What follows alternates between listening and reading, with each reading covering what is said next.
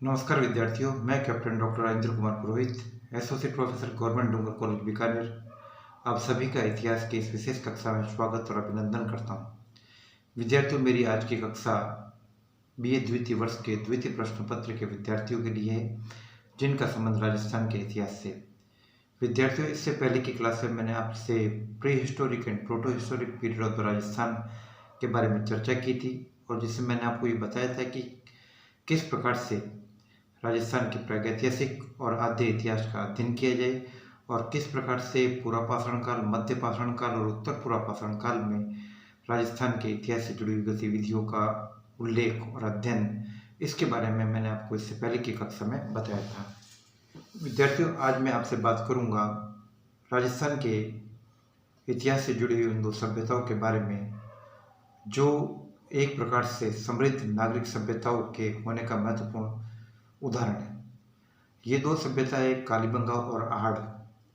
विद्यार्थियों, कालीबंगा वर्तमान में राजस्थान के हनुमानगढ़ जिले में स्थित है और आज कालीबंगा का क्षेत्र रेगिस्तानी इलाका है, लेकिन इतिहासकारों और भूगोलवेत्ताओं का मानना है कि किसी समय में ये क्षेत्र काफ़ी उपजाऊ और हरा भरा हुआ करता था और इस क्षेत्र में विशाल समुद्र हुआ करता था। घग्गर और सरस्वती जैसी नदियाँ इस समुद्र में आकर गिरा करती थी और इतिहासकारों का यह भी मानना है कि ऋग्वेद के कुछ मंडलों की रचना इसी क्षेत्र में सरस्वती नदी के किनारे पर हुई थी। इतिहासकार गोपीनाथ शर्मा का मानना है कि शनि शनि जलवायु परिवर्तन हुआ और कच्छ के रण में रेत समा गई।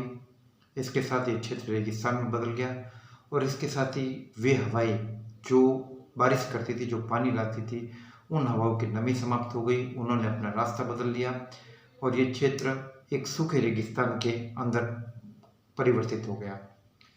कालीबंगा एक ऐसा क्षेत्र है, एक ऐसा पुरातात्विक स्थल है जिसके मोटे तौर पर लगभग 3500 ईसा पूर्व इसका समय निर्धारित किया जाता है और इस सभ्यता का उत्खनन 5 स्तरों में हुआ।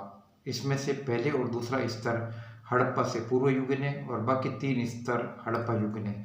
यहाँ पर कुछ साक्ष्य ऐसे भी मिले जिनको हड़प्पा के बाद का भी माना जाता है। यहाँ से कुछ यज्ञ वेदिकाएं, हवन कुंड मिले हैं जो इस बात का प्रमाण है कि इनका संबंध वैदिक आर्यों से भी था, क्योंकि आर्य संस्कृति यज्ञ प्रधान संस्कृति थी। तो यहाँ के पुरातात्विक स्थल के उत्खनन की जब बात की जाती है तो यहाँ पर उत्खनन का कार्य 1952 में प्रारंभ हुआ और 1952 से प्रारंभ होकर ये कार्य लगभग 1969 ईस्वी तक चलता रहा और इससे बहुत सारे पुरातत्ववेत्ता इस कार्य से जुड़े। सबसे पहले 1951 में इतिहासकार और आर्कियोलॉजिस्ट अमलानंद घोष ने खुदाई का काम किया और 1961 से 1969 के बीच में प्रोफेसर बीबी लाल, प्रोफेसर थापर, प्रोफेसर खरे और प्रोफेसर श्रीवास्तव, प्रोफेसर जैन जैसे लोग इस कामों से जुड़े रहे। तो जैसा मैं पहले बता चुका हूँ कि इस उत्खनन 5 स्तरों में किया गया और यहाँ पर खुदाई के लिए 2 बड़े बड़े टीलों का चयन किया गया।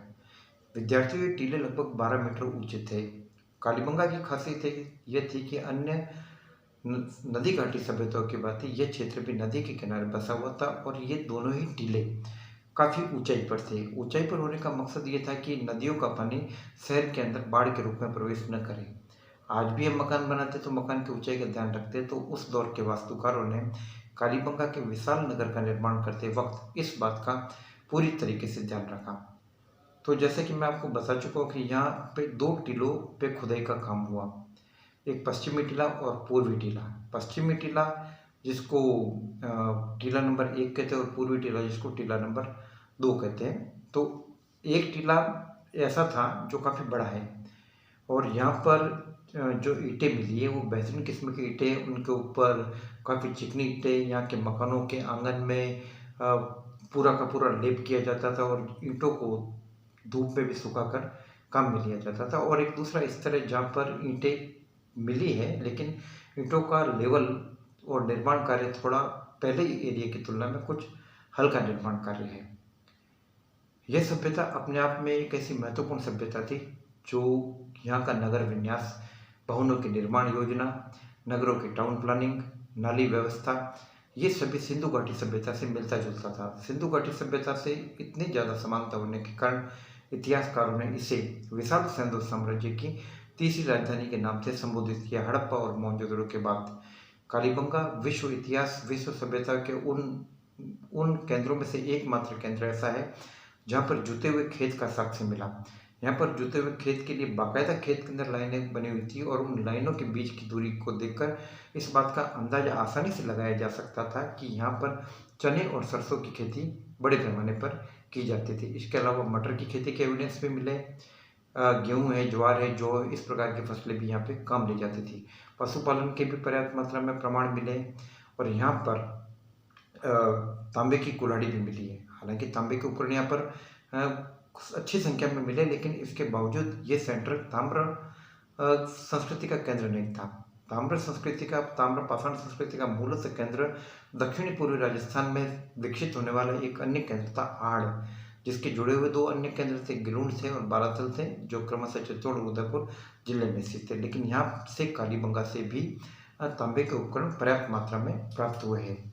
इसके अलावा देखिए, यहाँ की सबसे बड़ी खासियत ये थी कि यहाँ से एक कब्रिस्तान मिला विशेष प्रकार का, और कब्रिस्तान का रुख पश्चिम से दक्षिण पश्चिम की तरफ था और ये डिजाइन इस प्रकार से बनाई गई थी कि वे हवाएं जो उत्तर और उत्तर पूर्व की तरफ से प्रवाहित होती थी वे कब्रिस्तान के संपर्क में न आए और शहर के वातावरण को दूषित नहीं करें। दूसरा, कब्रिस्तान का विन्यास इस प्रकार से बनाया गया था कि नदियों का पानी या बाढ़ आने पर पानी शहर से कब्रिस्तान में प्रवेश करे, न कि कब्रिस्तान से शहर के अंदर। दूसरा, कब्रिस्तान के लिए स्थान का चयन इस प्रकार से किया गया जिससे कि शतपथ ब्राह्मण में भी एक उत्तम और स्वास्थ्य और वास्तु की दृष्टि से एक बेहतरीन संरचना मानी जाती है। तो कालीबंगा का कब्रिस्तान इतिहासकारों के और उत्खननकर्ताओं के और पुरातत्ववेत्ताओं के बीच काफ़ी चर्चा का विषय बना। और इसके साथ साथ एक सबसे महत्वपूर्ण बात यह है कि कालीबंगा से दो प्रकार के चूल्हे मिले। एक तो वे चूल्हे जो जमीन के ऊपर बने हुए और दूसरा वे चूल्हे जो जमीन के अंदर बने हुए। जमीन के अंदर बने हुए चूल्हों को सामान्यतः तंदूर कहा जाता है और ये तंदूर नुमा चूल्हे उसी क्षेत्र से मिले। तो आज भी अगर हम उस क्षेत्र की सभ्यता और संस्कृति का अवलोकन करें तो हम पाएंगे कि बड़े पैमाने पर उस क्षेत्र में तंदूर का प्रयोग होता है। राजस्थान के जिन हिस्सों से एविडेंस नहीं मिले उन हिस्सों में तंदूर के प्रयोग के एविडेंस मिल भी नहीं रहे, आज भी नहीं मिल रहे। लेकिन आज भी कालीबंगा में वे लोग निवास कर रहे हैं जो तंदूर का प्रयोग करते हैं। तो इसका मतलब ये कि सभ्यताओं का भले ही कितना ही उत्थान पतन हो जाए, लेकिन वहाँ पर रहने वाले लोगों के विश्वास, खान पान के तौर तरीके, इस प्रकार की बातों में बदलाव नहीं आता है। और दूसरा, तंदूर का प्रयोग होना इस बात को अपने आप में जाहिर करता है कि वहाँ पर लोग एक साथ बड़े पैमाने पर रहते होंगे। संयुक्त परिवार प्रथा वहाँ पे मौजूद थी, क्योंकि तंदूर पे सामान्यतः 2 या 3 लोगों के लिए खाना नहीं बनाया जाता। जब खाने वाले लोगों की तादाद ज़्यादा हो तभी तंदूर का प्रयोग होता होगा।